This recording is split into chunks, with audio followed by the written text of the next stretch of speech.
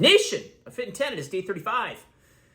And we are at the halfway point, if you can believe it. And I want to encourage you to keep going and keep sending me your food journals. Slowly, these are dropping off, but I really want to push you to sending me more of your feedback, more of your food journals specifically.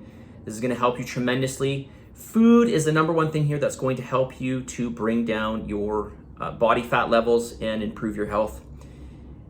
Well, definitely bring down your body fat levels, because your energy intake only comes from food and drink, right? So if we can control this and we can set better habits with this, we're going to be a much better place in the future. Obviously, exercise is important, but I want you to keep sending me your food journals. This is going to help you tremendously, okay? So do it, please. I'm reaching out to a lot of you who haven't done this, and there's still some of you I haven't got to yet, so I will do that. Make sure you check your Slack.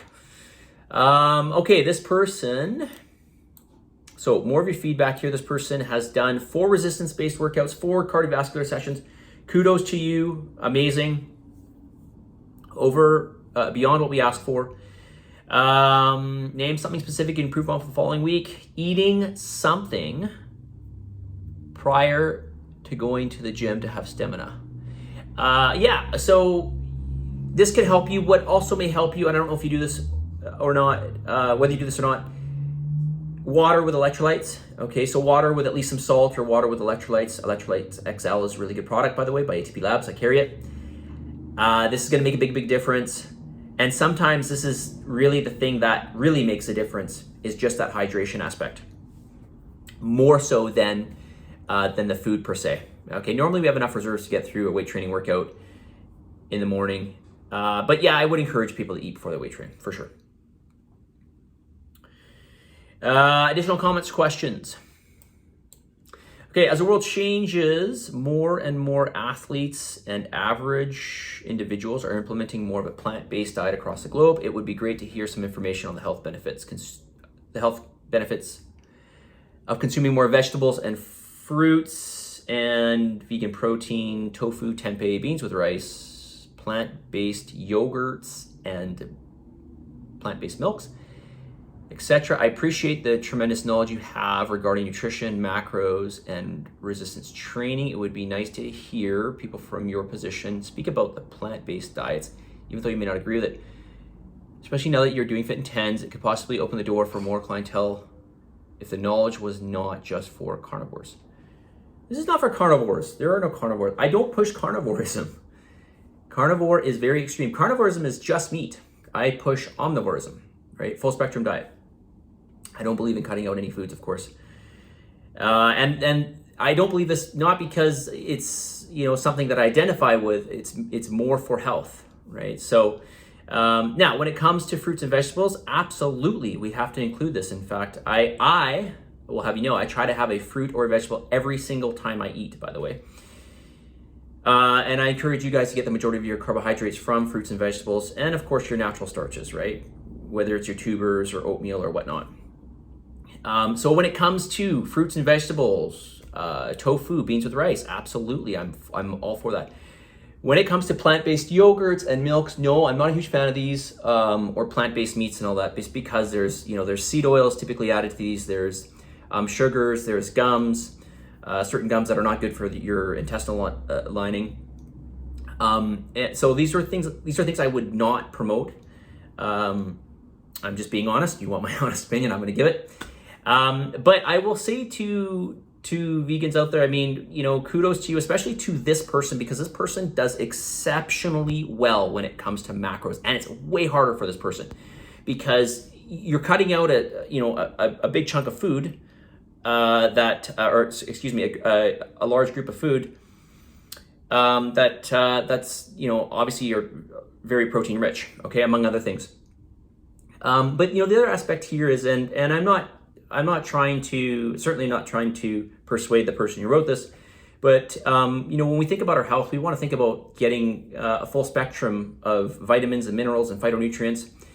And when it comes to meat, there are things like vitamin A and K2 and B12 and anserine and carnitine and essential fatty acids and choline and essential amino acids.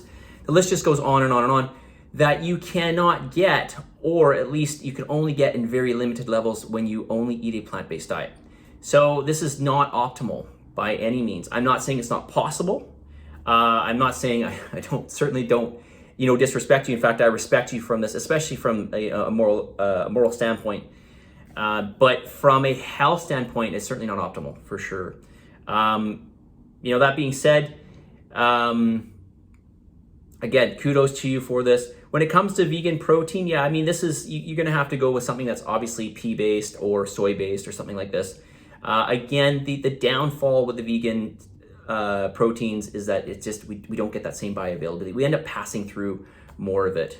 When it comes to bioavailability of vitamins and minerals, which we're still going to get from fruits and vegetables, obviously, we're just not going to get as much of that. We'll get more of it from certain meats. Now, obviously, there's certain nutrients that you're only going to find, say, in organ meats and not just animal muscle meats. So you want to make sure you get your fruits and vegetables. But ultimately, actually, when it comes to at least minerals, the most bioavailable form of that is actually from water. So get your mineral water. I have mineral water here, actually, that I drink.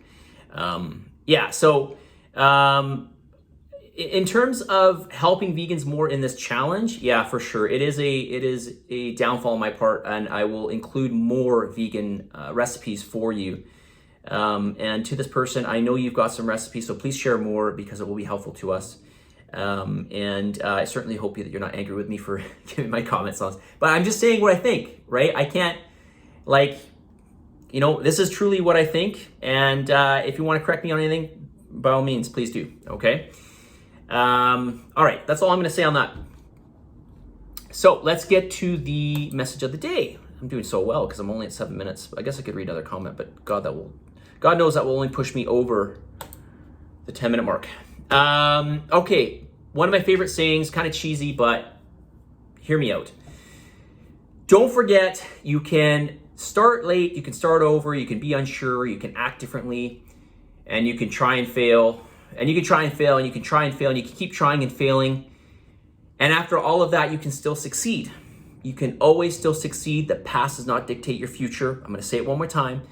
Don't forget, you can start late, you can start over, you can be unsure, you can act differently, you can try and fail, and you can try and fail and try and try and try and try and try and keep failing. And after all of that, you can still succeed. Okay? Never give up. I know it sounds cheesy, but it's so true. It's so true. Those that get what they want in life are those who keep trying. Really. And even if you don't get to that end point, you're going to get close to that end point. Believe me.